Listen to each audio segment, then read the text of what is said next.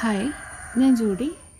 ഇന്ന് ഞാൻ കാണിക്കുന്നത് മറ്റൊരു സ്മോക്കിംഗ് ഡിസൈൻ എങ്ങനെയാണ് ചെയ്യുന്നതെന്നാണ് കാണിക്കുന്നത്.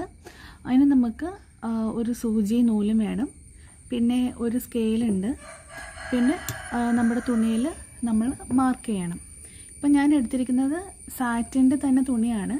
ഈ സ്മോക്കിംഗ് ഡിസൈൻ ചെയ്യുമ്പോഴത്തേക്ക് നമുക്ക് ഏറ്റവും കംഫർട്ടബിളായിട്ട് തോന്നുന്ന ക്ലോത്ത് സാറ്റിൻ തന്നെയാണ്. അപ്പോൾ സാറ്റിൻ്റെ ഇത് നല്ല വശം, ഇത് ചീത്ത വശം. ഞാൻ മാർക്ക് ചെയ്തിരിക്കുന്നത് ചീത്ത വശത്തിലാണ്. നേരത്തെയൊക്കെ സ്മോക്കിംഗ് ഡിസൈൻ ചെയ്ത കനാഡിയൻ സ്മോക്കിംഗ് ഡിസൈൻ ചെയ്തിരിക്കുന്നത് നമ്മൾ നല്ല വശത്തായിരുന്നു ഞാൻ ചെയ്തത്. ഇപ്പോൾ ഈ ഡിസൈൻ ഞാൻ ചെയ്യുന്നത് ചീത്ത വശത്താണ് നമ്മൾ ചെയ്യുന്നത്. ഞാനിപ്പോൾ ഓൾറെഡി അതിൽ മാർക്ക് ചെയ്തിട്ടുണ്ട്. ഇപ്പോൾ ഞാൻ മാർക്ക് ചെയ്തിരിക്കുന്നത് എങ്ങനെയാണെന്ന് കാണിച്ചു തരാം. ഇപ്പോൾ ഞാൻ ഈ ഒരു സ്കെയിലിൻ്റെ മെഷർമെൻറ്റിലാണ് ഞാനിവിടെ വരച്ചിരിക്കുന്നത്. അപ്പം നിങ്ങൾക്ക് എത്ര വലിപ്പമാണോ വേണ്ടത് അതനുസരിച്ച് നിങ്ങൾക്ക് അളവിൽ മാറ്റം വരുത്താം. ഇപ്പം ഞാൻ ചെയ്യുന്നത് ഈ ഒരു സ്കെയിലിൻ്റെ നീളവും വീതിയും കണക്കാക്കിയാണ്. ഇപ്പം നമ്മളിവിടെ ഓൾറെഡി കുറച്ച് ഗ്യാപ്പ് വിടും ഈ സൈഡിൽ. അത് കഴിഞ്ഞിട്ട് ഞാൻ ഇതിൻ്റെ ഇതിൽ കറക്റ്റ് ഇവിടെയും വരുന്ന രീതിയിലാണ് ഞാൻ വരച്ചേക്കുന്നത്. താഴത്തേക്കും അങ്ങനെ തന്നെയാണ്. അതായത് ഇതിൻ്റെ തന്നെ ഈ സ്കെയിലിൻ്റെ തന്നെ സെയിം നീളവും താഴത്തേക്ക് വീതിയും കണക്കാക്കിയാണ് ഈ ബോക്സ് ഞാൻ വരച്ചേക്കുന്നത്. ഞാനത് ഓൾറെഡി വീഡിയോയ്ക്ക് അധികം ലെങ്ത് വരാതിരിക്കാൻ വേണ്ടി ഞാൻ മുൻപ് തന്നെ ഇത് വരച്ചിട്ടുണ്ട്. അപ്പോൾ വരച്ചിരിക്കുന്ന മെത്തേഡാണ് ഞാൻ നിങ്ങൾക്ക് കാണിച്ചു തന്നത്. ഈ ഒരു സ്കെയിലിൻ്റെ വലിപ്പം അനുസരിച്ചാണ് വരച്ചിരിക്കുന്നത്. അപ്പം നമുക്കത് എങ്ങനെ മാർക്ക് ചെയ്യാമെന്ന് കാണിച്ചു തരാം. അപ്പം നിങ്ങൾക്ക് കാണാൻ പറ്റുന്നുണ്ടോ? ഓൾറെഡി ഫസ്റ്റ് നമ്മൾ കുറച്ച് ഗ്യാപ്പ് വിടും. അതിനുശേഷം നമ്മൾ ഏത് ഇതാണോ തയ്ക്കാൻ തുടങ്ങുന്നത് അപ്പോൾ അതനുസരിച്ച് നമുക്ക് മാർക്ക് ചെയ്യാം. അപ്പം ഫസ്റ്റത്തെ നോക്കൂ, അതായത് കണ്ടില്ലേ, ഫസ്റ്റത്തെ കോളത്തിൽ ഫസ്റ്റ് ഞാൻ ഇവിടെ ഗ്യാപ്പ് വിട്ടിട്ടുണ്ട്. അത് കഴിഞ്ഞിട്ട് ഇവിടുന്ന്, അതായത് ഈ കോളം നമ്മൾ ഓൾറെഡി കോളം വരയ്ക്കുമല്ലോ. അപ്പോൾ ഇനി തയ്ക്കുന്ന രീതിയാണ് കാണിക്കുന്നത്. അപ്പോൾ നമ്മളിതിങ്ങനെ ഞാൻ ആ വീഡിയോയിൽ പറഞ്ഞ പോലെ തന്നെ നമ്മളിതിലെല്ലാം നമ്മൾ വരയ്ക്കണം. വരച്ചില്ലെങ്കിൽ നമ്മൾ തയ്ച്ച് വരുമ്പോൾ നമുക്ക് കൺഫ്യൂഷൻ വരും. നമ്മൾ ചിലപ്പം ഈ ബോക്സിൽ വരയ്ക്കുന്നതിന് പകരം ഈ ബോക്സിൽ തയ്ക്കുന്നതിന് പകരം ചിലപ്പോൾ നമ്മൾ ആ ബോക്സിൽ തയ്ച്ചെന്ന് വരും. അപ്പോൾ അങ്ങനെ വരുമ്പോഴത്തേക്ക് ആ ഡിസൈനിൽ മാറ്റം വരും. അപ്പോൾ ഞാൻ ഫസ്റ്റത്തെ കോളത്തിൽ ഇവിടുന്ന് ഇങ്ങോട്ടൊരു വര വരച്ചു. അത് കഴിഞ്ഞിട്ട് ഒരു കോളം വിട്ടു. അതുപോലെ തന്നെ ഒരു കോളം വിട്ടതിന് ശേഷം വീണ്ടും ആ കോളത്തിൽ ഇങ്ങനെ തന്നെ ഒരു വര വരച്ചു. അങ്ങനെ അടുത്തൊരു കോളം വിട്ടിട്ട് അടുത്തൊരു വര, അതിനുശേഷം അടുത്തൊരു കോളം വിട്ടിട്ട് അടുത്തൊരു വര. അങ്ങനെ നോക്കൂ, ഓരോ കോളം ഗ്യാപ്പ് വിട്ടിട്ട് ഇങ്ങനെ ഒരു വര ചരിച്ചു കൊടുത്തിട്ടുണ്ട്. അതിനുശേഷം അതിൻ്റെ താഴത്തെ ബോക്സിൽ, ഈ വരച്ചതിൻ്റെ താഴത്തെ ബോക്സിൽ ഞാനൊന്നും ചെയ്തിട്ടില്ല. അതിൻ്റെ ഇപ്പുറത്ത്, അതായത് ഇതിൻ്റെ നേരെ താഴെ ഇവിടുന്ന് ഇങ്ങോട്ടാണ് വരച്ചേക്കുന്നത്. കണ്ടോ, അങ്ങോട്ടും ഇങ്ങോട്ടുമായിട്ടാണ് വരച്ചേക്കുന്നത്. വീണ്ടും ഈ ഒരു ഗ്യാപ്പ് ഞാൻ വിട്ടിട്ട് അടുത്തത് ഇങ്ങോട്ടിങ്ങനെ വരച്ചു. കണ്ടില്ലേ, വീണ്ടും ഒരു ഗ്യാപ്പ് വിട്ടു. അത് കഴിഞ്ഞ് ഇങ്ങനെ വരച്ചു.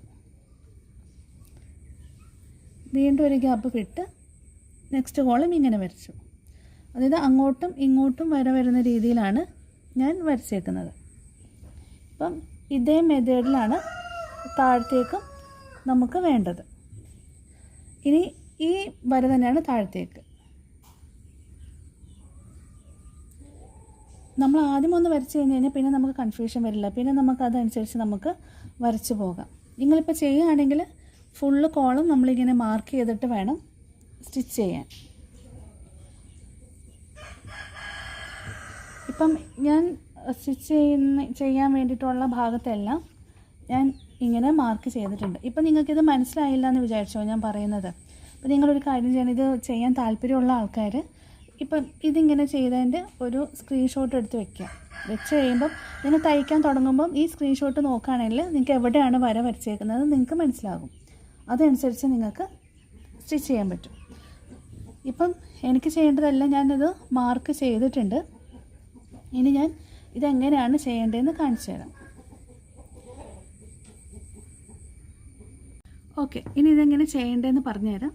ഈ ഒരു വര വരച്ചിട്ടില്ലേ ഫസ്റ്റിലത്തെ ലൈനിൽ, അപ്പം ഇവിടുന്ന് ഒരു തയ്യലെടുത്ത് ഇവിടേക്ക് ഈ വരച്ചിരിക്കുന്ന മുകളിൽ കൂടെ തന്നെ നമ്മൾ വരച്ച് കെട്ടിടുകയാണ് ചെയ്യുന്നത്. എന്നിട്ട് ദേ ഇങ്ങനെ ഒരു 2 തയ്യൽ കൊടുത്തിട്ട് ഒന്ന് കെട്ടിട്ട് എടുത്താൽ മാത്രം മതി. ഇത്രയേ ഉള്ളൂ കാര്യം. ഭയങ്കര സിമ്പിളായിട്ട് നമുക്ക് ചെയ്യാൻ പറ്റുന്നൊരു ഡിസൈനാണ്. നമുക്കിത് ചെയ്യാൻ അധികം കഷ്ടപ്പാടൊന്നും ഉണ്ടാവില്ല. ഇങ്ങനെ കെട്ടി അടുത്തത് ഇവിടെ ഗ്യാപ്പ് ഉണ്ടല്ലോ, അവിടെ ഇല്ല, അതിനടുത്ത് വരച്ചേക്കുന്ന ഇവിടെയാണല്ലോ. അപ്പോൾ ഇവിടുന്ന് ഇങ്ങനെ സൂചി എടുത്ത് ഈ എൻഡിൽ നിന്ന് ഇങ്ങനെ കൊണ്ടുപോയി ഇവിടെ കെട്ടിടണം. ഒരു തയ്യലും കൂടെ കൊടുത്ത് കെട്ടിട്ട് എടുത്താൽ മതി.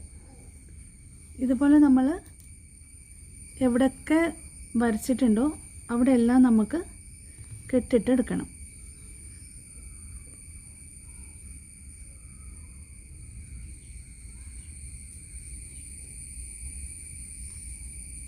കെട്ടിട്ടില്ലെങ്കിൽ നമ്മൾ ഇത് അഴിഞ്ഞു പോകും.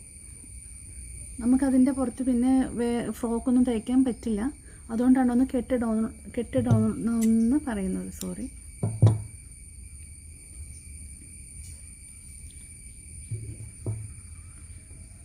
അങ്ങനെ ഈ ലൈൻ മൊത്തം നമ്മൾ വരച്ചിരിക്കുന്നതിൻ്റെ മുകളിൽ കൂടി നമുക്ക് തയ്ക്കാം.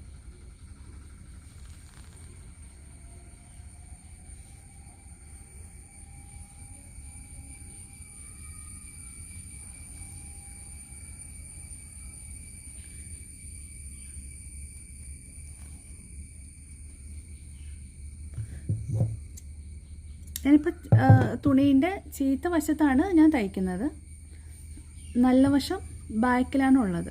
അപ്പോൾ ഇതിൻ്റെ ഡിസൈൻ നമ്മൾ തയ്ച്ച് കഴിയുമ്പം തുണി മറിച്ചിടുമ്പോഴാണ് നമുക്ക് അതിൻ്റെ ഡിസൈൻ കാണാൻ പറ്റുന്നത്. ഇനി ഞാൻ ഈ ഒരു ലൈൻ കഴിഞ്ഞിട്ട് അടുത്തത് ഇപ്പുറത്തോട്ടായിരിക്കും തയ്ക്കുന്നത്. അപ്പോൾ ഇത് ഫുള്ള് ഞാൻ തയ്ച്ച് കഴിഞ്ഞിട്ട് കാണിച്ചു തരാം. ഞാൻ ഒന്നും കൂടെ കാണിച്ചു തരാം. നമ്മൾ ഈ ബോക്സിൻ്റെ ഒന്നിടവിട്ടുള്ള ബോക്സിലാണ് നമ്മൾ വരച്ചിരിക്കുന്നത്. അപ്പോൾ ഈ ബോക്സിൻ്റെ ഇപ്പോൾ ഇങ്ങനെ ഒരു വര വരച്ചിട്ടില്ലേ, അപ്പം ഈ വരയിലാണ് നമ്മൾ തയ്ക്കുന്നത്. ഇനി ഇത് ഫുള്ള് ഞാൻ കംപ്ലീറ്റ് ചെയ്തതിന് ശേഷം നിങ്ങൾക്ക് അതിൻ്റെ ഡിസൈൻ കാണിച്ചു തരാം. ഓക്കെ, ഇപ്പം ഞാൻ അത് മൊത്തം തയ്ച്ച് കഴിഞ്ഞിട്ടുണ്ട്. ഇപ്പം ഞാൻ അടയാളപ്പെടുത്തിയെടുത്ത് എല്ലാം തയ്ച്ചിട്ടുണ്ട്. ഇതാണ് ചീത്ത വശം. പക്ഷേ ഈ ഡിസൈൻ കാണാൻ നല്ല ഭംഗിയുണ്ട്. ഇത് തിരിച്ചിട്ടപ്പോൾ ഇങ്ങനെ വന്നു. ഇതാണ് നല്ല വശം വരുന്നത്. കണ്ടില്ലേ? ഇതാണ് ഡിസൈൻ. എല്ലാവരും ഒന്ന് ചെയ്ത് നോക്കൂ. എന്നിട്ട് ഇഷ്ടപ്പെടുകയാണെങ്കിൽ ചാനലൊന്ന് സബ്സ്ക്രൈബ് ചെയ്യൂ.